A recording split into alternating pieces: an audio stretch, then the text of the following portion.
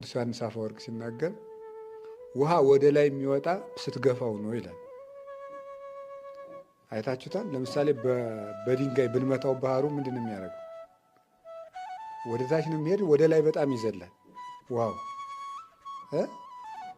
ለምሳሌ በገበታ ያለውን ውሃ በእጃችሁ ብትመቱት እስከ ጭንቅላት ረድዶ አይረጭም? ይረጫል። ስለዚህ ውሃ ስትገፋው ከፍ ይላል ይላል ቅዱስ ዮሐንስ አፈወርቅ። ስታንስ ከፍ ትላለህ፣ እንደዚያ ነው ይላል። ውሃ እንኳን ወደ ታች ስትገፋው ነው ወደ ላይ የሚወጣ።